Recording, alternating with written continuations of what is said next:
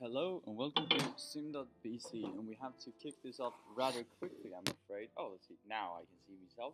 Perfect, because I have a class in 20 questionable minutes, and that basically entails that I am in a new location, by the way.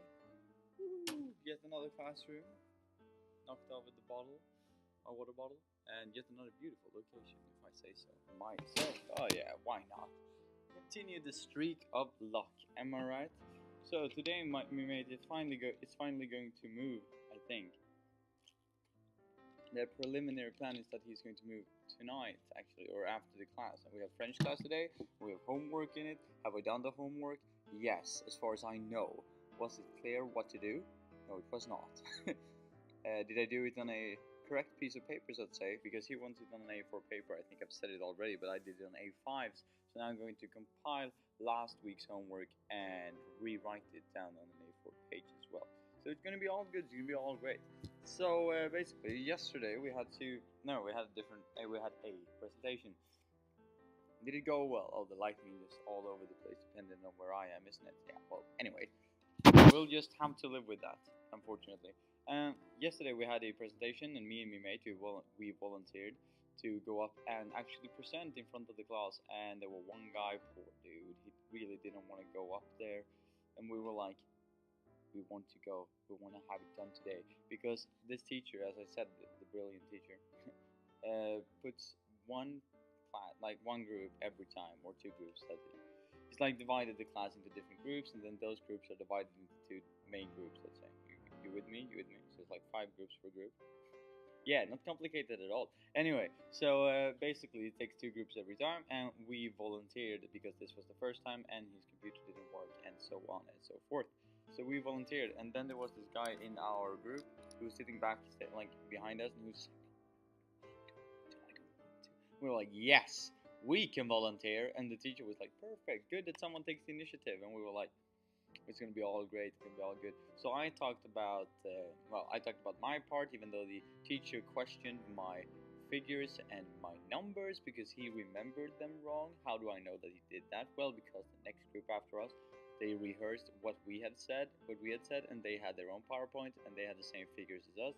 So the teacher was basically like, aha, okay, maybe the first group was correct too. But basically, when he said all of that, like when he was standing there openly, wow, when he was standing there openly questioning my stuff, I kind of lost track of what I said. But I still kept going though. I didn't give up. That's the important part because we will come to giving up in just a moment. Because I spoke, even though I was interrupted several times on several occasions, but I still tried to pull through, which was well, it worked out. It kind of worked actually. It was pretty good. And then my mate, who was standing there and just like blah blah blah blah blah, he was like, it was a good performance. Let's say he's talking very fast though. He's talking a lot faster than I do. Seriously, his vocabulary is like going off the charts, let's say. No, but it was all good. It was okay. And then it came to the other guy in the group, and he basically said, "This is, well, yeah, I don't know what to say. I don't. That was it. Like, that was technically it." And I was like, "Oh, this is more of a question to the class actually than his presentation or whatever." And I was brutal to watch, but apparently in his perspective, he thinks that I saved him. I don't know how when I volunteered the group to go up there, but whatever floats your boat, mate. Whatever works for you. So basically, we did that, and it was irritating to see that someone in my group, yet again, this guy's in the other group too, didn't prepare at all. It was so obvious when we stood there, and I was like, "Can you just talk about some changes between France and like what's the difference between France and the UK? In food waste." It was so easy. He didn't even have to read the case, but he couldn't even do that. And if he had read the case, he would actually know what to use and what to talk about. Well, anyway, as I said, it was brutal. It was stressful. It was weird. But now that's all over. And for next week, we have to prepare a PowerPoint and read the case, but we don't actually have to present. Most likely, we don't have to present. Anyway, so that was yesterday's adventures. Now, what I wanted to talk about today was attitudes. Because that was another thing that came up yesterday, actually. Attitudes about when you fail in class, especially when you have small classes and you know everybody, because we have that here for some dumb reason. Now, of course, it's nice because you have the class feeling, you know everybody. Your teacher is like someone you actually can talk to because they don't have 400 students at the same time. They have like maximum 16 divided into two or three groups. So I know it's all good, and the teacher have more time for each other, for each student. But the downside is that everybody will probably know each other. Not from the start, of course, but like they will get to know each other because they're such a small group. It will be only natural that through different group projects and when you're going out and meet people out, you will start to know people. If you wonder why I'm looking over there, it's yet again because I don't want anyone to run in here when I'm recording, because that's awkward. Anyway, so it's only natural that you will come to know the people that's in your class, right? As you did in high school, junior high, or at least I did, from from when I began school in preschool until high school, and then yet again now, currently for some reason. Well, it looks like the teacher is going to go in here. We will see how this turns out, how this pans out. Will she move over to the other door? No, she has not yet. Well, we'll see. I only have 4 minutes left, and then I will leave her to it. Give me a second. Well, so that was awkward in a sense. I only have 4 minutes left, and she was like, "Oh, I need the room in 5 minutes." I was like, "Oh, that's all great. It's all good." But still, that I had to like run away when my time is limited, as it is. Anyway, where was I? Oh yeah, I was totally in the beginning of. Oh, I'm speaking so fast now. I was in the idea that you know each other in the group, right? Most likely, probably.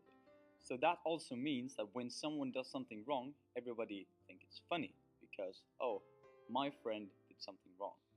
Now this is a wicked mentality in a way. First of all, that you laugh because your friend did something that's not okay. I do that too. I mean, I think everybody does because that's fun. That's like someone said that like, oh, it's no real. The only real comedy is when you laugh at someone else and not with someone else, or whatever, some stupid like that. I think it has a word for it in English that I don't really know at the moment. Can't think about it on the top of my head. But the implication of this behavior is actually that doing something wrong, like using your phone, and then the teacher says like, "Don't use your phone," and everybody like laughs at you because, well, it's funny. Making it funny makes it like it's kind of you encouraging the behavior. That, oh, I'm using my phone, but everybody laughed, so everybody must think it's funny. So that means that it's not that big of a deal. While in my home university, it's more like if someone is called out, the entire class is silent, and we're like, as I said,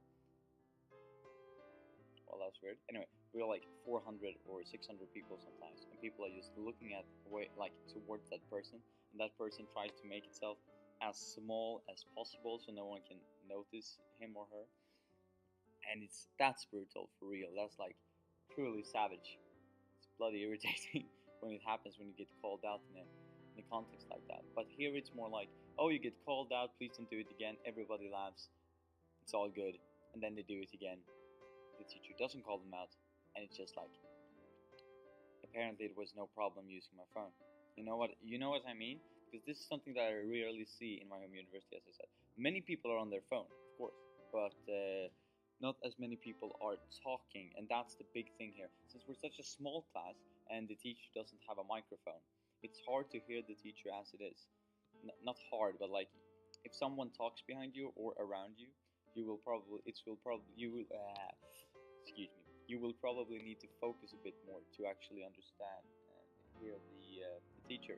Whilst in my home university, the teacher have a microphone where a lot of people, sure, everybody's on their phone, they talk a little, but the teacher is still heard everywhere, which is kind of the opposite to here, because as soon as someone speaks a little in here, since it's such a small room and we're so few people and all of that, you tend to focus on that. Not focus deliberately, but indirectly, it kind of pulls away focus from you, and that's a really bad thing in my opinion. So I would like to see this behavior go away. I don't really know how to make everybody in the class hate each other. No, of course not, but I think it would be better if you like exchanged all the students for each class. So each class you had a new set of people, but that there is some cons with that too, of course, because you have this security and safety in Maslow's pyramid, and you won't learn until you're like at the top, and then you need to fulfill safety and all of that. So, well, it's a topic that is hard to discuss because it has no correct answer. So